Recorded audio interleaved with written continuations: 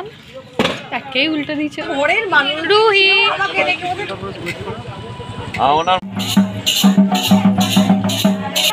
পটুয়াগুলো। Hi everyone, welcome back to a new vlog. চলে এসেছি আবার একটা নতুন ভিডিও নিয়ে তোমাদের সামনে। ভিডিওটা দেখো, আশা করছি তোমাদের খুব খুব ভালো লাগবে। তো সেদিন আমরা গেছিলাম শান্তিনিকেতনে। এটা কিন্তু অনেকদিন আগেকারই ভিডিও, বলতে গেলে ডিসেম্বরের একদম ফার্স্ট দিকে। আমাদের বাড়ির থেকে শান্তিনিকেতন যেতে প্রায় ওই 1.5 ঘন্টা কি 1 ঘন্টা মতো সময় লাগে। তো সেই যাওয়ার পথে মাঝখানে একটা জায়গায় আমরা হল্ট করেছিলাম, পুটুর পুটুর খেয়েছিলাম, মানে চা বিস্কিট এরকম। আমরা যেহেতু অনেকটাই সকালে বেরিয়েছিলাম, প্রায় ভোরবেলায় বলতে পারো, তাই জন্য কিছুই খাওয়া দাওয়া করে বেরোনো হয়নি। শান্তিনিকেতনে পৌঁছে আমরা ব্রেকফাস্টটা করে নিয়েছিলাম কচুরি আর ঘুগনি। তারপর আমরা সবাই মিলে বেরিয়ে পড়ি সাইট সিনগুলো করতে। ওখানে গিয়ে আমরা দাঁড়াতেই যারা টোটো ছিল তারা টোটো নিয়ে আসে এবং আমাদের বলে যে তারা সমস্তটা ঘুরিয়ে দেখাবে ডিটেলসে। প্রায় 14টা মতো স্পট ছিল যেগুলো তারা ঘুরিয়ে ঘুরিয়ে দেখাচ্ছিল। আর আমাদের 8 জন মতো ছিলাম টোটোটা। এখানে ভাড়া নিয়েছিল 350 থেকে 400 টাকা। এটা ম্যান টু ম্যান ভ্যারি করে, যেরকম বার্গেনিং আপনারা করতে পারবেন। তারা আমাদের গাইড ছিল, মানে যারা টোটো চালাচ্ছিল তারাই কিন্তু গাইড ছিল। তারা এই বিষয়টা নিয়ে পড়াশোনা করেছে রীতিমতো, আর এত সুন্দরভাবে প্রত্যেকটা জিনিস ডিটেলসে বুঝিয়েছিল, দেখিয়েছিল যে আমাদের তো খুব স্যাটিসফাইড লেগেছিল। এরকম ভাবে ঘুরতে ঘুরতে আমরা পুরো বিশ্বভারতী প্রাঙ্গণটা ঘুরে দেখি। যা যা ছিল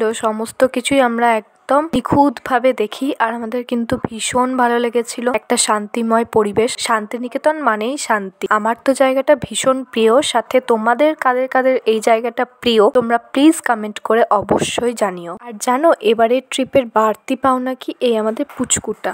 বেশ কয়েকটা জায়গা দেখার পর আমরা চলে যাই অমর্ত্য সেনের বাড়ি দেখতে। এই যে বাড়িটা দেখছো, এটা হলো অমর্ত্য সেনের বাড়ি। এখানে চারিদিক এরকম সবুজ গাছপালায় ভর্তি, যেটা আরো সৌন্দর্য ফুটিয়ে তুলেছে গোটা প্রাকৃতিক পরিবেশটার মধ্যে। অনেক কিছুই দেখিয়েছিল, যেটার 1%ও নাম আমার মনে নেই জায়গাগুলোর। ঘুরতে ঘুরতে আমরা চলে যাই কিন্তু আসল জায়গা, যেটা হলো মিউজিয়াম। আর এটার অপোজিটেই কিন্তু রয়েছে শান্তিনিকেতন, যেটা করোনার পর থেকে আর কিন্তু ঢুকতে দেওয়া হয় না, বাইরে থেকেই দেখতে হয়। মিউজিয়ামে ঢোকার জন্য যারা স্টুডেন্ট আছো তারা কিন্তু অবশ্যই আইডি কার্ড নিয়ে যেও, তাহলে তোমাদের টিকিট কিন্তু মাত্র 10 টাকা করে লাগবে। আর যারা অ্যাডাল্ট আছো তাদের 100 টাকা করে টিকিট লাগবে। আমরা এবারে শ্রীনিকেতন মানে সৃজনী শিল্পগ্রামটাই যাইনি, কারণ ওটা আমি আগে 2বার ঘুরেছি। তাই এবারে আর ফালতু 100 টাকা খরচা করে ওই জায়গাটাই যাইনি। আর বদলে আমরা একটা সুন্দর জায়গা গেছিলাম, যেটা শান্তিনিকেতন এলে সবাই যায়, ইটস ম্যান্ডেটারি। সেটা হলো সোনাঝুরিহাট, আর সেটা তোমরা একটু বাদেই দেখতে পাবে। আর জানো তো, এই গুন্ডিটা কি বদমাশি করেছিল ট্রিপটায় গিয়ে, আমার তো খুব ভালো লেগেছে। ও এইটুকুনি বয়স থেকে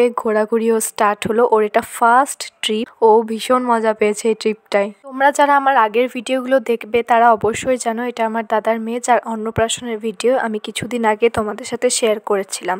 এখানে আমরা দেখতে গিয়েছিলাম রবীন্দ্রনাথ যে গাড়িটা ব্যবহার করতে, এটা আর সেটা এই যে সামনে রাখা ছিল। আমি শুধু ভাবি এত বছর ধরে রাখা আছে, তাও সে একই রকম ভাবে কিভাবে থাকে। এবার চলো আমরা চলে এসেছি একটু দুপুর দিক করে সোনাঝুরি হাটে। এখানে এলেই যেন মনটা খুব খুশি হয়ে যায়, কারণ চারিদিকটা এতটাই রঙিন, আর জিনিসপত্রগুলো দেখলেই যেন মন ভালো হয়ে যায়। বাই দা ওয়ে, শপিং করলে তো মন ভালো হবেই, আর আমরা কিন্তু মেয়েরা শপিং এ তো পটু। চলো এরপর দেখে নিই আমরা কিভাবে এক্সপ্লোর করলাম আর কি কি শপিং করলাম। প্রথমে ঢুকে এরকম সুন্দরভাবে কুর্তি, বাচ্চাদের জামা কাপড় থেকে ছেলেদের পাঞ্জাবি, ব্লাউজ সমস্ত কিছুই সাজানো ছিল। আর দাম কিন্তু একদম ঠিকঠাক ছিল। অবশ্যই বার্গেনিং করতে হবে, বার্গেনিং না থাকলে কিন্তু তোমরা এখানে কোনো জিনিসে হাত দিতে পারবে না। আর সেটা নির্ভর করে তোমরা কিভাবে বার্গেনিং করছো তার ওপর। ওরা কিন্তু দেখে প্রথমেই প্রাইস বেশি বেশি বলবে। তো আমরা মোস্টলি 30% মতো ঘুরেছিলাম হাট, যেটা কিন্তু অনেক বড়। আর আমার তো মনে হয় মানে ঘোরা সম্ভবই নয়।